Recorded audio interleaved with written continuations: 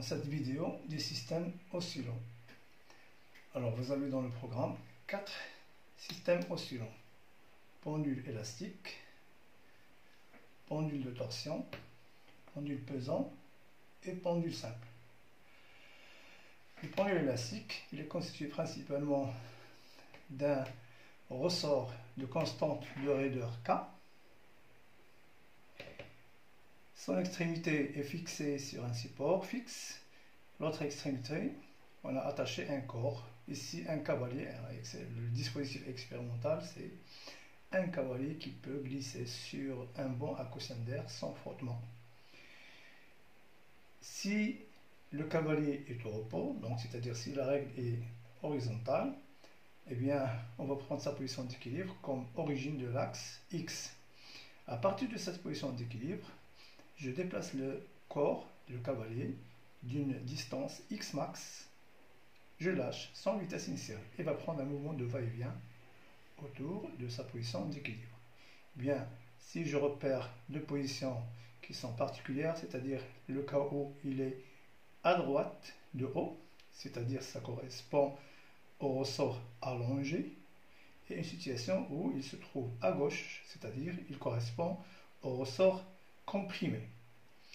Alors dans cette situation, il est soumis à l'action à chaque fois qu'il oscille, il est soumis à l'action de trois forces sans poids: la réaction du support, toutes les deux perpendiculaires au support, parce que le support est parfaitement horizontal, mais il y a une force qui tend à ramener à chaque fois le corps vers sa position d'équilibre. Cette force est appelée force élastique. Lorsque le ressort est allongé, la force, c'est une force de rappel vers haut. Également, lorsqu'il est comprimé, la force tend à le rappeler vers haut. Donc, il est toujours dirigé vers haut, c'est pourquoi on l'appelle force de rappel. Alors, au cours du mouvement, qu'est-ce qui varie? C'est X. X est appelé ici, c'est un abscisse linéaire, il est appelé grandeur de position, donc, ou paramètre de position. Alors, paramètre de position et force de rappel, elles sont liées par la relation Fx égale moins Kx. C'est vrai, le signe moins, il est justifié par le fait que si x est positif, le système est à droite, de haut, la force F est dirigée vers haut, donc sa projection Fx est négative. Si le corps est à gauche, c'est-à-dire x est négatif, bien la force, le ressort est comprimé, il tend à pousser le corps vers haut. La projection de F sur x, elle est positive. Donc à chaque fois, quelle que soit la position, à gauche ou à droite, Fx et x ont un signe contraire. Ça justifie le signe moins. On dit ici que la grandeur Fx est une grandeur de rappel. Alors retenez ceci, c'est deux mots techniques.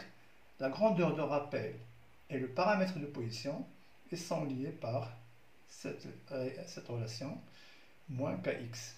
X, c'est la position, ça représente la position par rapport à haut. K, ça représente la constante de raideur du ressort. Bien, la même situation est rencontrée pour ce qu'on appelle le pendule de torsion. Un pendule de torsion, au fait, c'est quoi? C'est un fil qui a la propriété d'être tordu. C'est comme une corde de guitare par exemple. Il est fixé sur un support fixe et il soutient en dessous soit un disque, soit une tige vide, soit une tige auquel on a accroché deux masses identiques.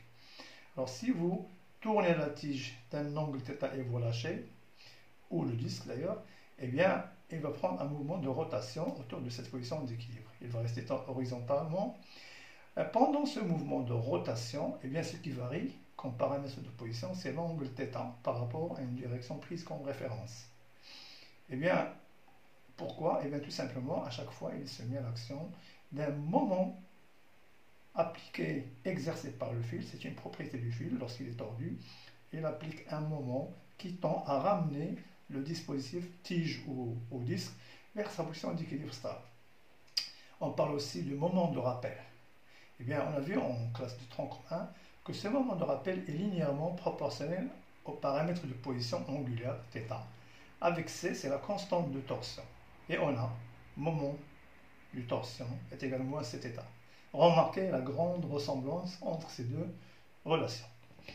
Pour le pendule pesant, c'est un corps capable, c'est un corps qui pèse, c'est-à-dire qu'il y a une masse considérable qui est capable de tourner autour d'un axe delta passant par un point qui n'est pas le centre de gravité. Sinon, si ça passe par le centre de gravité, eh bien, il ne peut pas osciller, il tourne continuellement dans un sens. Eh bien, si on déplace ce corps de sa position d'équilibre, on le lâche, il va effectuer un mouvement de va-et-vient autour de sa position d'équilibre stable. Alors, il est soumis à l'action de combien de forces? Deux forces. La réaction de l'axe et son poids.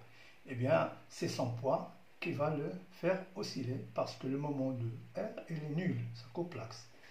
Alors, également ici, si on choisit un sens de rotation positif une fois pour toutes, c'est le sens trigonométrique. Alors, on constate que dans cette situation, θ est positif, paramètre de position est positif, mais le poids il a tendance à faire tourner dans le sens négatif. La même chose ici, si θ est négatif, le poids a tendance à faire tourner dans le sens positif. Donc encore une fois, les deux grandeurs, paramètres de position et grandeur de rappel, ont un signe contraire. Et on peut donc exprimer le moment de P, c'est moins le poids mg fois la distance. La distance, c'est ça, c'est la projection. C'est ça la distance. GH. Or, GH dans notre triangle OGH, c'est quoi? Eh bien, c'est OG sinus θ. La même chose ici. H. Pour le pendule simple. Le pendule simple, c'est un cas particulier du pendule pesant. C'est un corps ponctuel de dimensions très faibles, comme une bille par exemple, accrochée à un fil long, inextensible de masse négligeable, de longueur L. Ou tout simplement une bille qui peut se déplacer, qui peut faire un mouvement de va-et-vient sur une trajectoire circulaire. Alors les forces agissant ici, il y a le poids, il y a la réaction, soit R, réaction du support, ou tension du fil.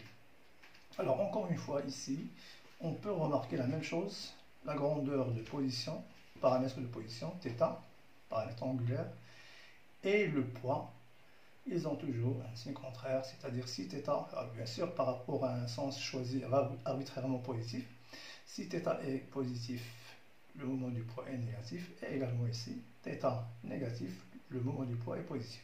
Et on a toujours la même expression, moment de P, grandeur de rappel, égale moins mg. Alors L dans le cas du fil, petit r dans le cas de ce système. Ici, la tension du fil, c'est la réaction du support, ici pour le cas, trajectoire circulaire. Bon, alors, tous ces oscillateurs oscillent. Eh bien, ils obéissent à une équation différentielle. Pour trouver cette équation différentielle, on va appliquer les lois de la mécanique. Pour ce cas, c'est un mouvement de translation. Eh bien, équation différentielle, on va appliquer la deuxième loi de Newton. Deuxième loi de Newton. Sigma des forces extérieures est égal MAG. Alors vous avez comme force le poids, la réaction et la force élastique. C'est égal à la masse fois le vecteur accélération. Alors on projette sur l'arc X, ça devient Px plus Rx plus Fx est égal MAX. Px étant nul parce que c'est pas perpendiculaire, de la même façon Rx, mais Fx d'après ce qu'on a vu c'est moins Kx est égal M. L'accélération c'est la dérivée seconde de x, grandeur de position. Et on fait passer, donc, ça serait m x de point plus kx est égal à 0. On divise par m, x de point plus k sur m, x est égal à 0. On obtient une équation différentielle, alors, qui lie la fonction x, la variable x, la fonction, donc, au cours du temps, avec sa dérivée seconde. Ça nous rappelle l'équation différentielle déjà rencontrée en électricité pour le circuit LC. U, UC, D de UC au carré, plus 1 sur LC fois U, c'est égal à 0. La solution de cette équation différentielle, on avait déjà vu ceci, solution de l'équadif, eh bien, s'écrit x de t est égal à un certain x max cosinus de pi sur t0 de t plus phi. Avec x, c'est l'élongation du moment. X max, c'est la valeur maximale de l'élongation. On dit élongation maximale ou amplitude. De pi sur t0 de t plus phi, c'est la phase à la date t. Phi, c'est la phase à l'origine des dates. Et t0, c'est la période. Alors, pour trouver la période, il suffit de dériver deux fois. Première dérivée, x point, c'est égal à moins 2 pi sur t0 x max, sinus 2 pi sur t0 t plus 8. Dérivée seconde, x de point, c'est égal à moins 2 pi sur t0 au carré, x max, cosinus 2 pi sur t0 t plus 8. Alors ceci c'est petit x, donc x de point, c'est égal à moins 2 pi sur t0 au carré petit x. Et si je ramène, donc je trouve x de point plus 2 pi sur t0 au carré x est égal à 0. Et bien, si vous comparez cette expression à l'équation différentielle, eh bien, vous pouvez tirer l'expression de la période propre, c'est-à-dire t0, c'est égal à 2 pi racine de m sur k. Voilà, c'est l'expression de la période. Alors 2 pi sur t0 au carré égale k sur m, la racine t0 égale 2 pi racine de m sur k. Pour le pendule de torsion, eh bien la même chose pour trouver l'équation différentielle. L'équation différentielle, on va appliquer ici, on va appliquer la relation fondamentale de dynamique, parce que ici c'est un pendule de torsion, c'est-à-dire un mouvement de rotation. Alors sigma des moments d'inverse par rapport à delta est égal à J delta, moment d'inertie, θ de poids. Moment de force, alors il y a le poids, c'est pas représenté mais on sait qu'il y a le poids, plus le moment de la tension du fil, il maintient la tige ou le disque, plus le moment de torsion, il ne faut pas oublier, regarde J delta, θ de poids. Alors le poids et la tension, leur moment est nul parce que ça passe par l'axe. Et le moment de torsion, c'est moins C θ égale J delta, θ de poids. Et bien on tire θ de poids plus C sur J delta θ égale à 0. Vous pouvez constater la grande ressemblance entre les deux équations différentielles. Et bien la solution va s'écrire de la même façon. Solution de l'équation différentielle s'écrit, alors s'écrit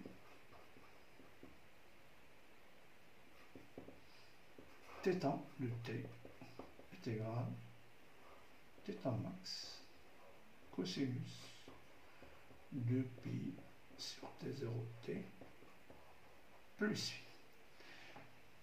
8. La période propre, alors c'est un mouvement périodique de période propre. De la même façon, θ c'est l'élongation, θ max c'est l'élongation maximale, etc. La période propre, si vous dérivez deux fois, θ point c'est égal à moins 2 pi sur t0, θ max cosinus 2 pi sur t0 t plus 8, et θ de point c'est égal à moins 2 pi sur t0 au carré, θ max, alors je m'excuse ici, c'est un sinus cosinus de pi sur T0T plus phi.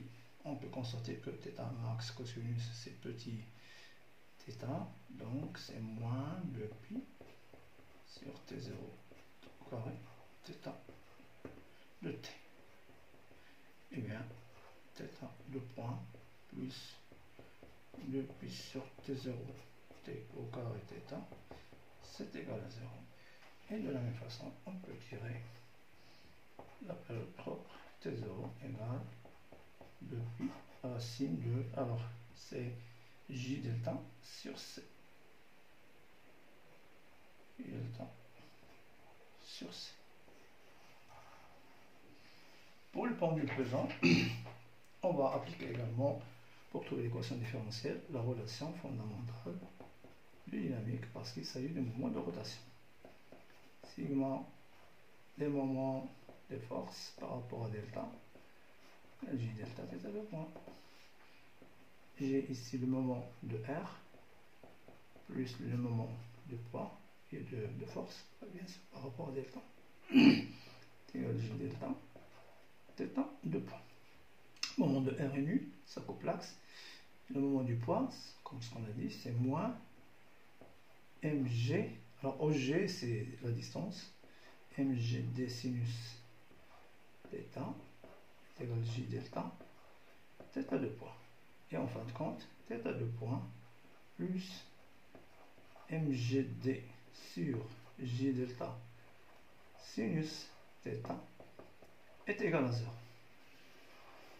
C'est l'équation différentielle du mouvement.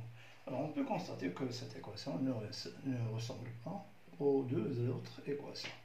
Et bien tout simplement parce qu'il y a ici un sinus θ au lieu de θ. Autrement dit, parce que la grandeur de rappel n'est pas directement proportionnelle au paramètre de position. Elle est proportionnelle à sinus du paramètre de position. Et s'ils sont directement proportionnels au paramètre de position, on dit que c'est linéaire. Linéaire, donc l'équation différentielle elle est linéaire. Là, l'équation différentielle n'est pas linéaire. Donc, sa solution ne s'écrit pas sous la forme cosinus habituelle. Donc, on peut s'arrêter là. Sinon, souvent dans les exercices, ils disent que pour les faibles oscillations, c'est-à-dire si θ est petit, si θ ne dépasse pas 15 degrés, on a le droit. Alors, si θ est petit, θ petit, c'est-à-dire θ max plus petit que 15 degrés, on a le droit de remplacer sinus θ par θ, exprimé en radio. Et bien l'équation différentielle devient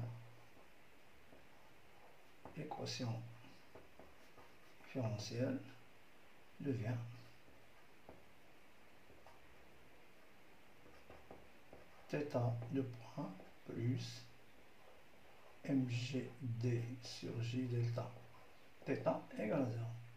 Elle devient linéaire. Et si ça devient linéaire, eh bien la solution peut s'écrire sous la forme θ max cosinus 2 pi sur T0T plus phi. Et de la même façon, on peut tirer la période propre. Alors, dérivée seconde, si on dérive deux fois, plus, alors, ça serait, si vous dérivez deux fois, 2 pi sur T0 au carré θ est égal à 0. Si vous comparez 2 pi sur T0 au carré, c'est égal. Eh bien, on peut tirer T0, c'est égal 2 pi racine de J delta sur mgt. Pour le pendule simple. Alors, souvent on dit dans le cours, dans les livres, que le pendule simple c'est un cas particulier du pendule pesant. C'est-à-dire, on peut tirer directement, hein, si on considère que J delta pour le pendule simple c'est égal la masse fois la distance au carré. La distance ici c'est L ou R. Eh bien, ici, si vous remplacez J delta par M L carré et D c'est L, on trouve c'est le pi racine de L sur G. Le pi racine de L sur G. Oui, mais on peut également trouver l'équation différentielle. Seulement ici, il y a deux façons. Ou bien on considère que le pendule simple effectue un mouvement de rotation. Étude. Alors, si mouvement de rotation. Si on considère que c'est un mouvement de rotation, on va appliquer la relation fondamentale de dynamique. Fondamentale de dynamique. C'est-à-dire sigma des moments des forces est égal à J delta θ de poids. C'est ce qui est équivalent à moment du poids plus moment, je considère celui-ci, T est égal à J delta θ de poids. Moment du poids, c'est moins mgl sin θ. C'est égal à J delta θ de poids. Ça donne θ de poids plus mgl sur J delta sinus θ est égal à 0. Et si je remplace par ml carré, J delta égale ml carré, qu'est-ce qu'elle va devenir? L'équation différentielle, θ de poids plus, alors m s'en va, L au carré, il va rester G sur L sinus θ égale à 0. Et si θ est petit, sinus θ est sensiblement égal à θ exprimé en radians, l'équation différentielle devient θ de poids plus G sur L θ égale à 0. Et on tire donc la période propre de pi racine de L sur G. C'est ce qu'on a prévu si on considère qu'il représente un cas particulier. Alors, deuxième méthode, si on ne considère pas que c'est un mouvement de rotation, mais un mouvement circulaire, donc translation. Si mouvement de translation circulaire. Et bien, dans ce cas, on va appliquer deuxième loi de Newton. C'est-à-dire sigma des forces extérieures est égal à m fois le vecteur accélération. On va l'appliquer pour celui-ci. Ça serait P plus R est égal à mh. Mais là, il faut projeter le système d'axe dans le cas de mouvement circulaire. On a l'habitude de projeter sur le repère de Freinet. Alors, par projection sur le vecteur tangentiel de Freinet. Qu'est-ce qu'elle va devenir cette expression? Alors, si vous projetez sur tangentiel, voilà tangentiel, mais à condition de l'orienter dans le sens, ça c'est U, dans le sens du mouvement. Si vous projetez, ça c'est l'angle θ, alors vous projetez, ceci c'est moins mg sinus θ.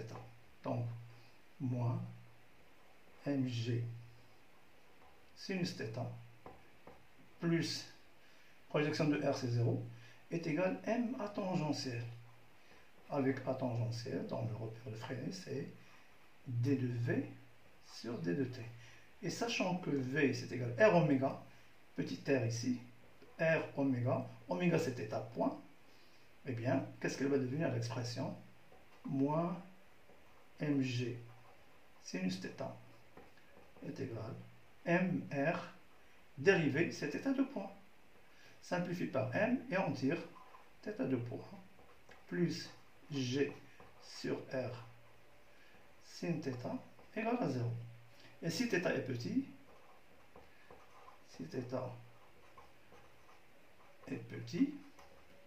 donc l'équation différentielle devient θ de point plus g sur r θ égale à 0. Et la période propre, ça serait 2pi racine de r sur g. C'est comme ici L sur G. Voilà. Voilà donc pour cette partie équation différentielle.